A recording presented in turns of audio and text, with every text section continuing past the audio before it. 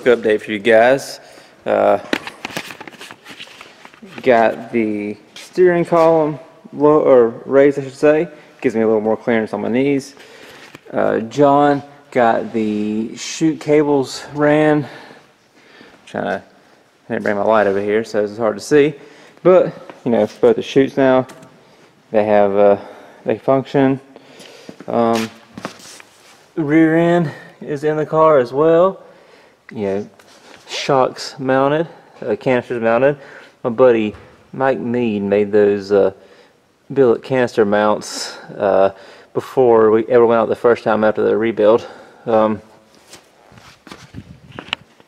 that's what we got knocked out tonight.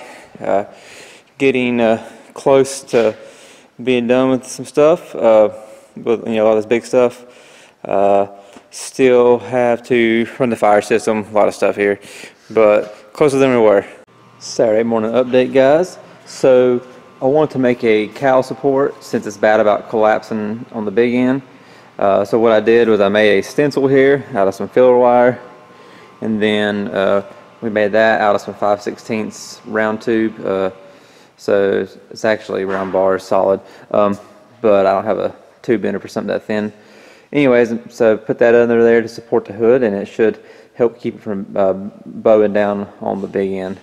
And it as you can tell, it's a little longer on one leg, but it's just kind of how the hood is. It just kind of sits a little funny like that, so had to make it fit in that area. Another update, guys. This right here, as you can tell, I cut out the front of my cell. This right here is actually the return baffle. It's cut on that angle there, and it's on a weld on the back side of that fitting. That way it'll constantly keep the return submerged, along with whenever I shut down, there'll be a more constant supply of fuel right there coming back from the engine. And I'm still going to put some other baffles in as well. I'm just going to build around that. But I've been talking to my buddy Don at PSI Performance, and he's gave me some pointers, so I'm trying to implement that stuff. Alright guys, so as you can tell, I got that baffle in there. I have to apologize for my aluminum welds. I don't do this much anymore, and the way Jake has the welder set up is not my preferred way, but it's in the end of the day he uses it more than me for the shop, so I'm not touching it. But this should work good. Going to clean the sides after it cools down, and then I will get the front welded back on, and besides some paint, this thing will be ready to go and hopefully fix the issue we had.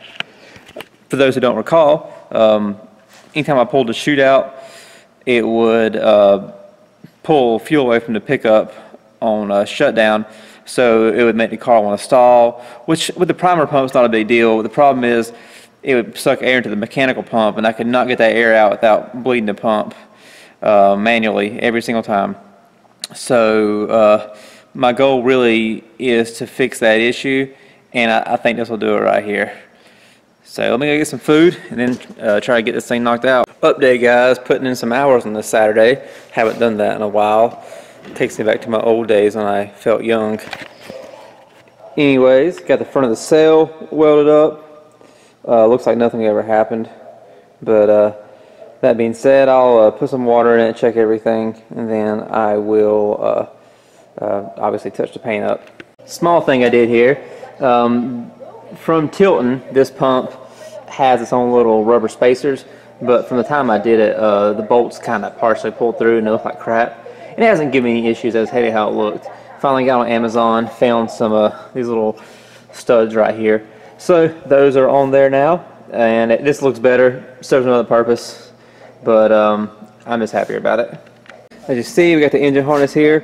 When I was first building the harness, I didn't think about it until the night I was sitting here on my last steps that I really wish I had like a little 10-pin connector for the injectors.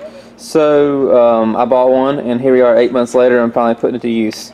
So I'm going to cut it off right here, and thankfully most of this stuff is wide after the fact, and since there's extra wires because I run 2 per cylinder, but to cut it off there, and put that 10-pin connector in. So now I'm going to pull the intake manifold off, which hopefully I don't have to work on it as much this year, but I was hard on parts last year and trying things, and that makes for a rough life. But anyways, so but hopefully, you know, if I do have to work on it, it's going to be a little bit easier now instead of having to unplug each one of these guys one by one. And we are done. Took a little bit longer than I wanted, but I got caught up watching UFC, first fight of the year. So it's been like 4 weeks, and UFC is the only thing I like besides racing, to be honest. So it had me distracted, but it was a good fight. Anyways, that's what we got here. The harness is now good to go. Right now, it looks like a no prep car. You got the front end in the air and the back squatting.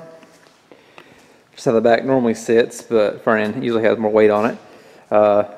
Got the inside taped up and stuff, and the other stuff will be on Sammy. He is going to fix the color on this thing. So excited to see the color be a bit different again, but I'm sure he will have updates on his video. Make sure you follow him on YouTube. BoostIsMyFriend. He definitely updates a lot more than I do, because unlike myself, he is not terrible at YouTube. But anyways, I appreciate you guys watching this round of updates. Make sure you like, share, and subscribe.